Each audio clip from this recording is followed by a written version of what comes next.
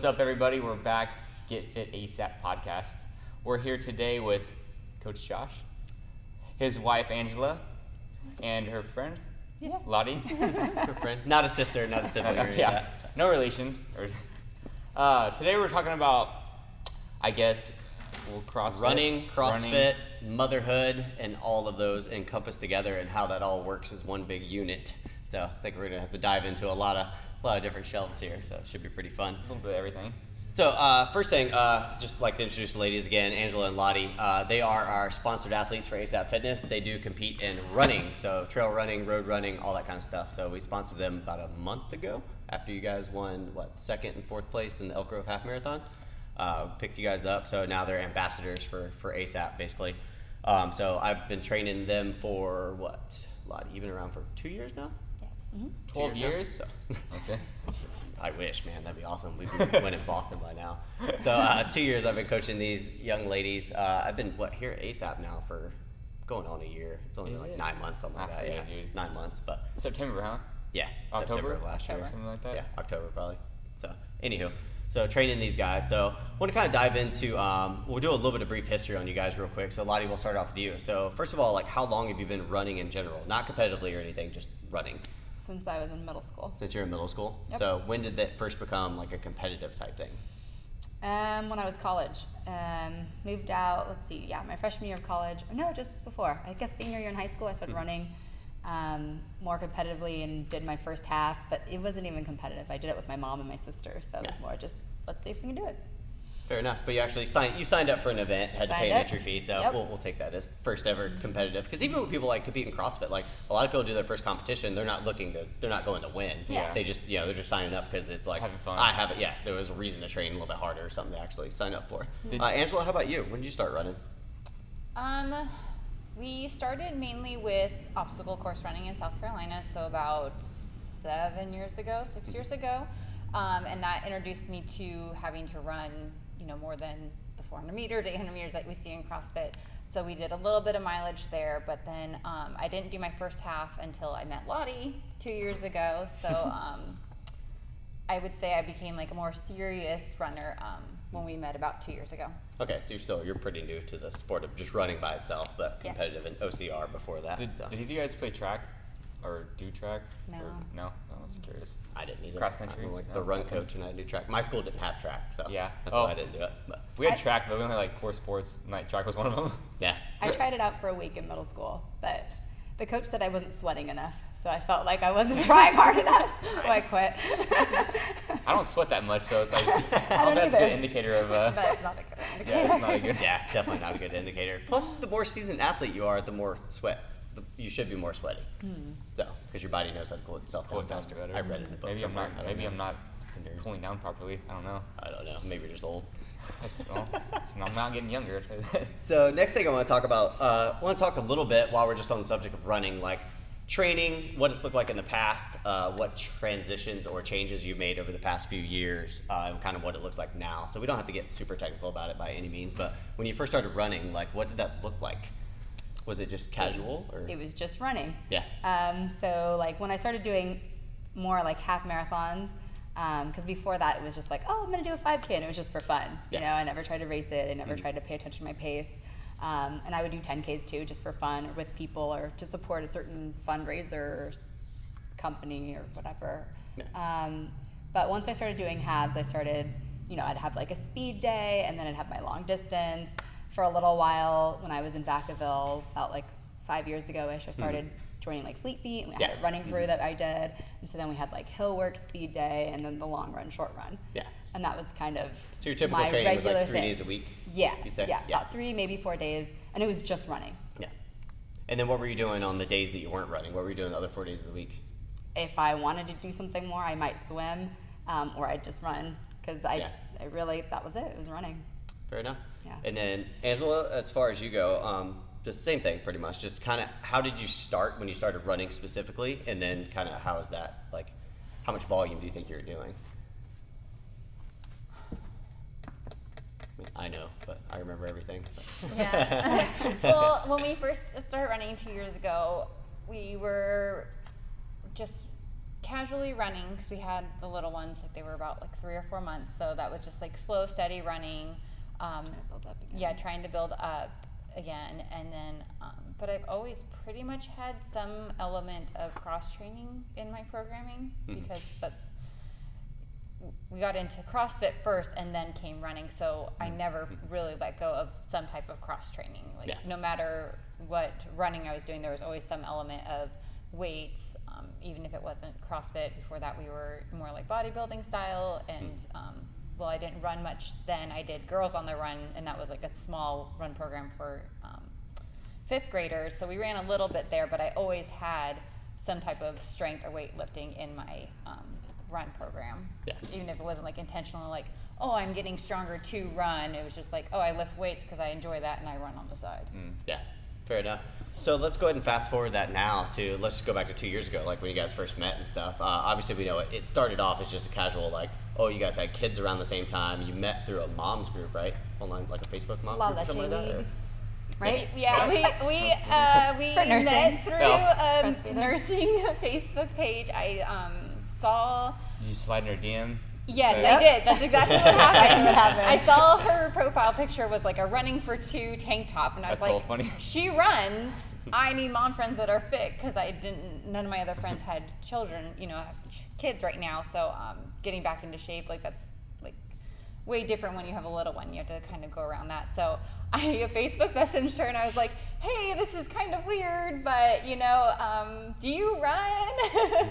I have my jogging stroller and I haven't gotten out yet. And then we ended up meeting up at Pete's Coffee after she got her jogging stroller. She's like, I ordered it, but it's still coming in off Amazon. So we had to wait for her jogging stroller to get there. And then when we met, we found out our boys are a day apart, which funny. is really crazy. So Well, the first time I met Josh, he had that stroller. yes, It was great. the Bob We'll stroller, do that. is- Bonding it's stroller. the We'll have that icebreaker. conversation one day on the podcast. That was pretty funny how I got the job here. So yeah, but that's how we met, was through Facebook, and it was very outside my comfort zone to reach out to someone that I don't know and like be like, hey, you want to hang out? Because as an adult, you just don't do that. Oh, you have friends? So that's, and then it's Yeah, just how do you kind find of friends when you're an adult? I think everybody can kind of like sympathize with that one. It's like, I think we all, after high school and college, you're like, well, what do I do now? Yeah. How do I find any new friends? You get So. tired of your knuckleheads from high school that just don't want to get along with it. Right. So, anywho, let's go on into real quick. So, you guys just met. You were just doing casual runs, basically. There was no, you guys didn't just meet up and be like, hey, let's run a marathon or do something really crazy. No. It was just like, hey, let's be friends. Let's Now run. it's 2 years ago. Yeah, Yes. 2 years ago. So from there to now, I think we can kind of fast forward. Everybody knows how the progression is going to work. It's, you start to run a little more serious. You start to sign up for more races. And obviously you guys started off with like half marathon you did together.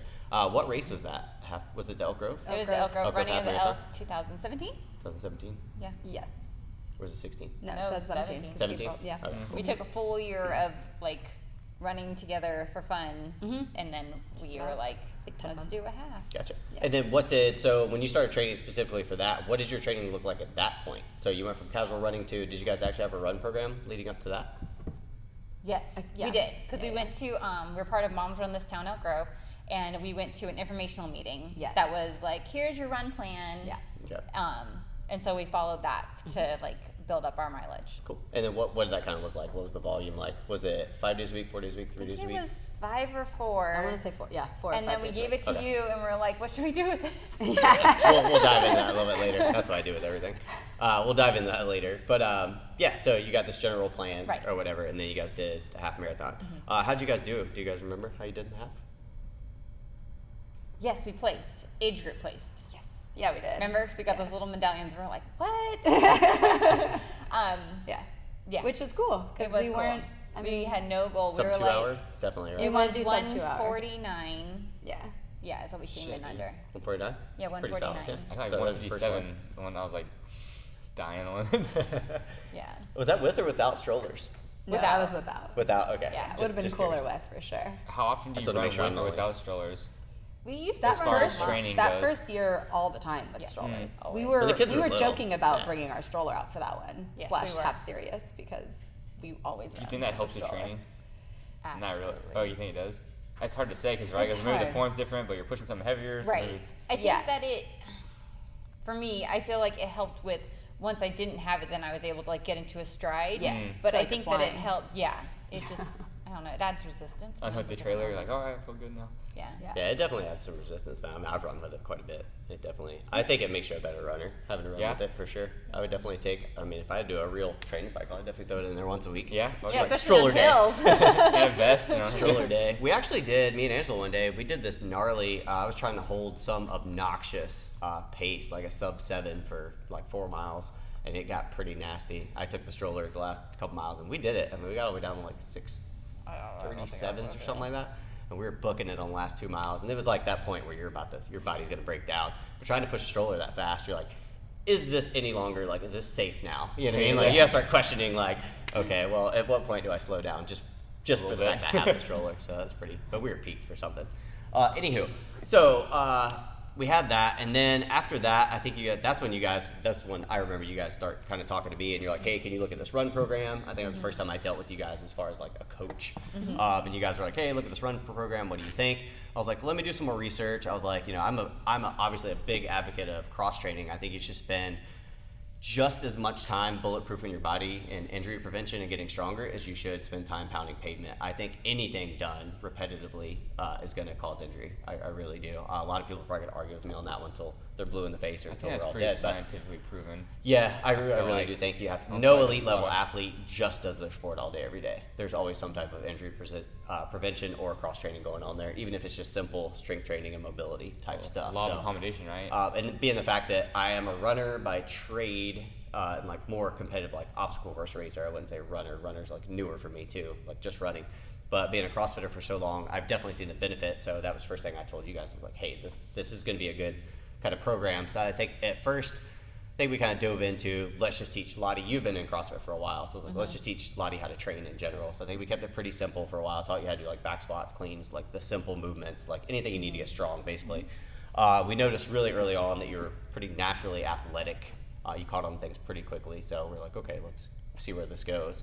So How long have you again, been going CrossFit for? Sorry. so no, you're good. So we need to know. I think I officially, like May of last year, was Right. like I actually went in full-fledged, Mm-hmm. I guess. But then I was on vacation for 3 weeks in July, and I am a teacher, so August was, and so those 2 months off, like just from Restarted May you. to June, Almost don't yeah, count it, kind of like- yeah. So I would say officially started like last September, probably. Yeah, so you definitely got less than a year underneath your belt. So I've noticed a huge improvement already, and then just the fact that Angela's been doing it for quite a while, and you're still getting stronger every year, learning new tricks, all that good stuff. How would you guys say that what both of you have done, like Angela has it, but Lottie, you can definitely give testimony on this one. How would you say your fitness is currently, running included, compared to before, like now that you have cross training layered in with the running? Like Oh, crazy. I think it's what I always knew I should be doing, but never knew how to do. Because you read the research and it always says like, don't just run. Like the best way to not have runner's knee or to prevent all these injuries that runners chronically have, you need to be doing some sort of strength training with it, right? Working on your joints and strengthening everything. And so I always knew that in my head, but actually going forward and doing that never really happened. So Have you suffered from anything like that, injury-wise, or like? kind of. I messed up my knee in college, being stupid. I like bought a pair. I wanted to go out on my run, and I'd left my shoes, and so I was like, I'll wear my Walmart sneakers. It's It'll be just alright. 3 miles, and messed up my knee. It took about a year to get it back, but Okay. that I was ran it at just half in silly. nanos. My fucking knee still hurts right here. I believe Oh, it, dude. That's not a very good idea. That was stupid. Nanos are cool, but yeah, they're only good for like 5K and under. Well, I was just gonna walk it or just hang out, and then after 1 mile, I was like, I'm just gonna go a little faster, and then I course, was yeah. just, of course, 3, 2, 1, go. Yeah, it was You know how that goes. You know how that goes. So you would say the difference between adding cross training in is like almost like night and day. Like it's Yeah. definitely made you guys faster as runners. Yeah. Better at your sport. And do you feel like you have less chance of injury now? Like Definitely. Yeah. Yeah. Being a little more bulletproof. Yeah. One Yeah. one thing I really want to talk about is I get a lot of questions on, especially when people come to me, they're just runners, and then they ask my opinion on like, hey, how should I do this? How do I incorporate things? One of the first things out of their mouth is, am I going to get bigger? Am I going to gain weight? Like, is that going to make me slower? Like putting on more muscle? Like, what's your guys' opinion on that without me saying anything about it? I'm not slower, so no to that one. Have you gained weight? I was going to Okay, say the scale says the same number. Okay. So the scale hasn't changed. But I've been noticing like, hey, my legs are looking like stronger. I've always had more chicken legs and not been like a strong person. So I've been noticing more muscle mass in my body, which is really neat. I have yet to check like body fat ratios and all that. But yeah, I feel stronger. So it feels good. I would say that like running after a training day is harder. You know, because normally I wasn't that sore. I don't get sore from running normally unless I'm doing crazy hills, which are hard to find in Elk Grove anyway. And so that I do feel heavier when I'm running at times, especially if it's like after a day that I'm sore. But if anything, it helps because the next day I'm less sore because I'm moving around, you know, and stretching everything out. Do you guys feel like when I program, say, a heavy deadlift day for you guys, or have you like lift something substantially heavy, your legs feel heavy on the run next day for sure. That's everybody. Do you guys feel like if I gave you a time trial or like intervals the next day, do you have a hard time hitting those, or do you still pretty much hit the goals that I give you? I think we hit them every single time. Because even on Pump it up, Josh. Then. no, but like even on our time trial, our 5K time trial that we did 2 weeks ago, we had done like single leg dumbbell deadlifts, and like our hamstrings were like sore to the touch. Like they hurt to get out like the car and everything, and like but we like warmed up really well, and then we like hit a complete we totally like blew our time trial, like we hit it perfectly. So I mean, even though it like hurt and like the whole time you're thinking like this sucks, but like I think mentally we both just were like really want this, like we can do it. It just fight through the soreness a little bit, and I think it helped. So if you a lot of people, that's the second argument I get. One, people come to me and they're like, I really don't want to cross train or lift heavy weights, I'm going to get too big, I won't have my runner's body anymore. I'm like, one, your runner's body's not that cool in the first place. Two, that's always a side joke. But two, because I mean I definitely had that body. Like I was always a smaller, leaner athlete, like no muscle mass at all, just skinny, tall, skinny dude. So like I like being more of the CrossFit body, like the kind of hybrid in between. Like I'm still skinnier than most CrossFit athletes that like lift all the time, but I'm more muscular than a runner, so I'll take the in between all day. Thing number two that people always say is, well, my running's going to suffer because of the strength training. I'm too sore to run, and that's why I wanted to bring that up from you guys' point of view, because I agree. Yes, you're definitely sore. You're not too sore to run. It's a there is so much research. It's all mental. You're doing more volume. There's doing so much new things research out there that proves that you cannot further damage the muscle once you've already torn it through strength training. So if you're doing something lighter and more like running or rowing or cycling the next day, you're not going to cause any more damage to that muscle. You're not tearing it any further, none of that, and it actually speeds up recovery to do aerobic work. People that do aerobic work, this is why also my argument for runners and CrossFitters could both benefit from. Runners could benefit from strength training, CrossFitters could benefit from more aerobic work, because it actually helps you heal faster. So when CrossFitters do competitive training, they're all busted up and like, how am I get through my training week? Well, when you get to your rest day, if you went out for a 5K or a 5 miler, you would actually recover faster than everyone else would, because you actually flushed all the bad stuff out. The only time I would say that we don't go crazy with like training and stuff is like the week of the race. Well, you know what I mean? So, like we were like tapers obviously. tapers always there. And that's even competition. But it's so hard because like with this last 5K, we were like, we just want to go do something, you know? We'll just do like a couple of push-ups, we'll do a little bit of this, a little bit of that, and it's like, no, you gotta rest so that your body like can go out and taper's a tough thing to talk to people about. You train people so hard, and if you're training correctly, any training cycle, I don't care if it's strength cycle, running cycle, whatever, or like you guys are doing like a hybrid program, you should get up to a point where you kind of feel beat up. You know what I mean? You get to that point because that's adaptation has to take place. You have to break your body down for it to regrow. So the whole point is you break it up, you bring it all the way up to a peak, you're kind of busted up, and then you start that taper. The volume starts to come down, intensity starts to come down, and then your body starts really repairing. Well, that last little taper before the race, you guys usually, that week you should feel like, every day you should wake up feeling like, I need to go do more. I need to do more. Because now you know your body's primed to peak. That's how you know you peaked properly. But if you're still feeling beat up or run down that week, you didn't do it right. So so we'll go ahead and dive into the next that's a good segue for like the coaching versus not coaching. Obviously, we know your background now. We know you guys didn't have any like formal coaching. You just had like maybe you had a run plan, maybe you're following whatever CrossFit program you're on. How do you guys feel now that you have like a resource that's like a CrossFit coach and a run coach to like put these things together? Like, do you guys feel like it's helped at all? Like, do you like not having coach, having coach? Like, just give me your opinions on about it. Well, when we didn't have a coach, we didn't have to go out and be like, we have to go this fast, otherwise we had to send our times to coach. You know what I mean? Even though it's like cool. But like, it's just, I think it's nice because it holds you more accountable. Versus like, you know, one day when you're just like, oh, we'll just we're supposed to do 6 miles, we'll just do 5 or 4 Right. or whatever.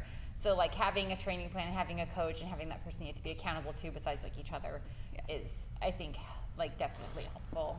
And I know there aren't as many holes in the program as if we were doing it, you know, because I know you have the education for it and the knowledge for it, and so I feel more confident that, okay, this is going to work, and kind of trust the process a little bit more. Yeah. And we've seen the results too, so it's not just like this blind trust. We've seen that when we stick to your plan and you know, times and everything, And that's the even whole though thing. they I mean, suck. Just going back to like 2 weekends at ago, times. we were all there for the 5K, the Run for Hunger. We literally, you know, we all sat down as a group and we're like, hey, let's win this race. You know, we sat down and we're like, let's do this. So we looked up the times from last year, the winners, and we're like, we need to get you guys weren't there.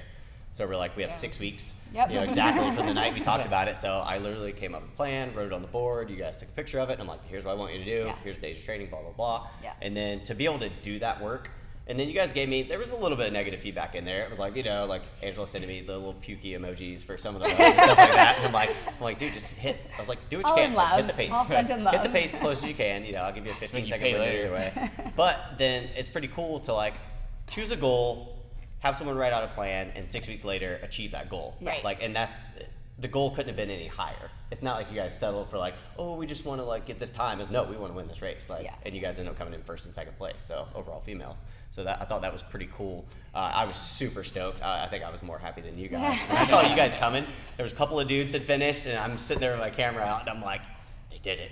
Like, they did it. And I'm looking at my watch, and I'm like, they did it right on time.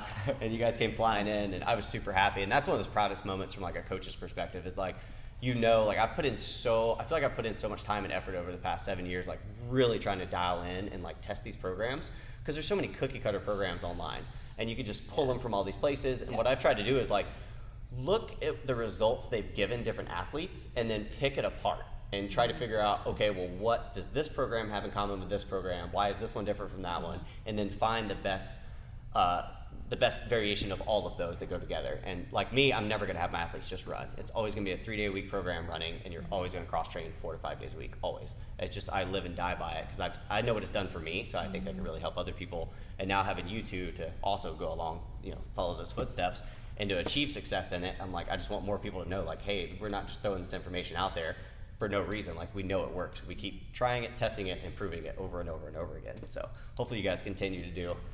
We'll start bumping it up. We got 5K, now we'll hit 10K, get you guys back up to half marathon and full again. So I have a you guys question, have only Josh, done- for the training.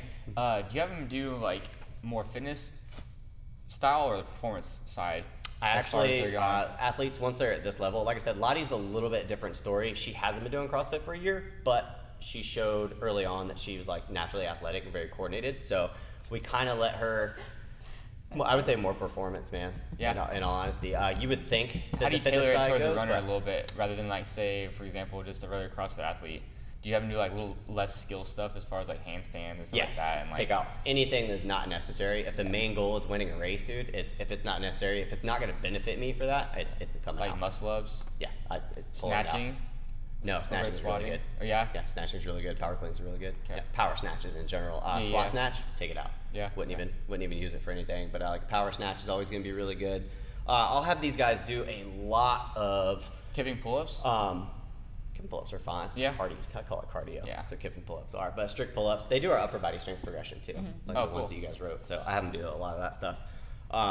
One thing I would definitely say is like a coach when it comes to like individualized programming like that. Sometimes I'll definitely recommend single arm dumbbell work or single leg dumbbell or kettlebell work. So if you move a barbell or anything bilateral too Yeah, much, especially if you're that running, doesn't it's translate gonna to your sport very much. So you want to make sure you're as balanced as possible. So busting out a kettlebell and doing some single leg RDLs and things like that can really make sure there's no imbalances. Yeah. Because when you start logging the miles, we don't do any kind of crazy volume training whatsoever. Even for like marathon, we do not run as much as people would think that normal training programs do. So we keep the volume relatively low so you don't have to get banged up. But what I will have to say is you do have to make sure your training is specific to running still. So you got to do your heavy dead. So all your strength work is still going to be a barbell. Yeah. Squat, bench, overhead press, deadlift, power clean. Those are general rules of all strength conditioning to get stronger. But when it comes to accessory movements, you can kind of alter these things and do the single arm, single leg work on balance and stability. And you just want to make sure both sides are even. So if you got one side that's stronger than the other Exactly. one, you're Do a running little that bit many more. miles, it could cause, the smallest thing could cause an issue over a long side of time. Oh, yeah. So pretty cool. So you guys definitely, coaching maybe it's harder, but it's better to have a coach. I think everyone can agree with that. Exactly, yeah. Because they're going to push you to do something you don't want to do. Always, but yeah. to get you Right. better. I feel like there's always a benefit to having that. Well, and you have someone to blame. Yeah. My freaking coach didn't. Last thing I want to dive into, we could touch on this as little or as much as you guys want to, but I really want to talk about the fact that both of you guys are moms. Obviously, we clarified that. Kids are a day apart. So the kids are 2.5 now-ish going on. So we know you guys have kids. Do you plan on having more kids? Yes. Both of you guys are? Yes, more. Yeah, probably having more. So We're probably do you having guys, like 5. Oh, I was like, uh-oh. do you guys plan on continuing this lifestyle? Yes. Like with kids. So Yes. it's definitely not going to deter you from that. Thing number 2, you guys both work full-time jobs. I always thought that was pretty cool. Like, I hear a lot of excuses about people being like, you know, I have kids, like, I can't do this, I can't do that, but I see you guys almost every day. Literally, almost every day. And you guys have kids, you have families, you have other obligations besides just fitness. What do you think the best piece of advice you can give someone that wants to get into this world, but that might be their excuse? Like, I have a full-time job, I have kids. Do you guys have any tips or tricks for any other moms or family people out there? I feel like they're too busy. Find another mom. Because we'll work out together and we'll have the boys with us a lot of the times, which I like because I think you do too. Yes. It's nice to have them there and see what we're doing and see us like working hard and hitting these challenges and they have fun with it. They have each other, which is nice too. Oh, They yeah. have someone to play with. But it's hard. I mean, it's not easy, but it's important to us, and it's important. I want my son. Like for me, seeing my mom will run out. She's a runner. She runs every single day, and like for me to know it's important to invest in your health. Yeah. You know, so that's what I want to teach our kids. Yeah, I agree. I think finding a friend that's like in the same life stage as you, I think it's made it easier when I met Lottie because it's like she understood like I've got the kid with me today, so it wasn't like an inconvenience to have to like have them tag along and things like that. It's not like, oh, you got your kids, so like we're not gonna be like our time's gonna be messed up because we got to take breaks to like break up a fight, and it's like we just build that Change in a now. diaper. You know what I mean? So you know, I think it's just important to find someone to train with and just becoming a part of your like lifestyle, as cliche as that is, and everyone says that like make it a lifestyle choice, but I prioritize like working out. Like it makes, if I don't, like I get super anxious and like I'll have like a super bad day, especially when Knox was really little. If I couldn't like get my like hour in of like something, like I just felt like things got overwhelming really, really quickly. So You're a I better think mom it just, for it, it makes me a better mom by taking that hour away. And I think what a lot of moms feel, and I felt a little bit at the beginning, was you feel guilty because you feel like you're taking that hour away from your kids. Like, oh, this is an hour I could spend with my kids, or I could be doing, you know, this for my child in this hour. But if you don't take care of yourself, you can't take care of You're your not kid. taking care of anybody. Right, and like well, our kids are with us in the gym, and you know, even if we do go to like group classes and things like that, like being able to bring them with us, you know, or so they can like be raised around it, I think is really important. Yeah, I think you shouldn't worry about what other people think too. About like, oh, you're supposed to spend more time with your kids doing something. It's like everyone's so different. Like it's hard to generalize that. And even when people say they're with their kids all the time, they're just on their phone the whole time. Like, oh, you're with your kid, but you're not really. Right. Spending a lot of time with attentive your are kid. you? Yeah. How How it's attentive like, are you being? I was with them feel 8 like- hours a day. I'm like, dude, you didn't talk to them like. And like day, or, Lottie was saying a minute ago too, like the kids seeing that and then watching them emulate it, and they copy you, and like you see them doing stuff. something and it's I like, didn't think about. You're actually creating a bond.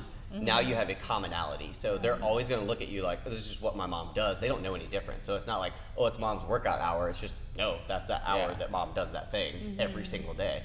And then they're going to want to do it too, because your kids always want to do what you do, especially when they're little. You know, now when they become little buttheads and they're, you know, those weird ages, they probably don't want anything to do with any of us. When they're a teenager, they don't want to talk to you at all. Let's right? use it, let's use it while we can now. So I think it's pretty cool.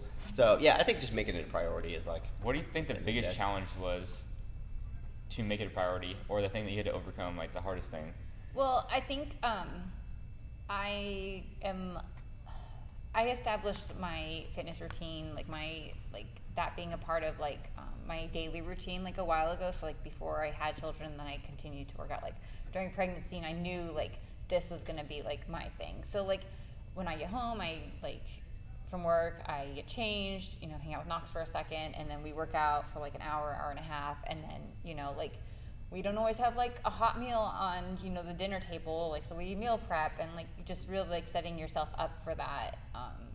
And like sometimes it is a challenge. Like I'm tired after work or, you know, but I just know if I go home and like sit on the couch and watch start getting TV, lazy, it's gonna make everything else worse. Yeah, it makes everything else worse. And like I don't know, it makes me well with my soul to like be able to work out and get things done, because otherwise, but there are challenges, and it's just fitting it in. Like, where are you wasting an hour, not wasting, but like spending an hour on, you could be doing something to improve your health.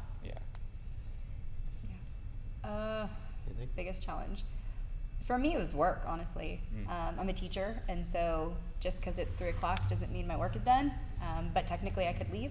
So for me, it was just setting that boundary of, okay, I'm done with work. So I try to leave by 4:30, maybe 5 sometimes, and I'll go home, or I go with my son. I try to hang out with him for a while before we hang out, and then often we'll bring him with us to work out. So I get more time with him. But for me, it was just making that boundary with work. Okay, where am I working?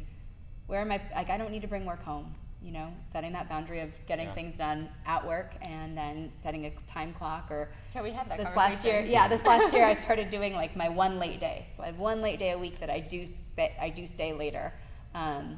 And that's normally the day we don't work out too. So when I do get home, I am just with my son. And then the other days, like, I try to go to the clock. I have an alarm that comes on and says, like, you know, it's time to start packing things up. And so then I go home, I'm with my son, and then we'll come and work out. So I don't feel that guilt of stealing time from him. And then when we bring him, especially, that for me, that's even more fun, because he gets to see what we're doing. He has a friend to play with, and it's kind of best of both worlds. Who cares if you have to stop mid-workout to, like, grab them or do whatever? Like, some people are like, well, what's going to interrupt my workout? And you guys, like, your videos are pretty funny.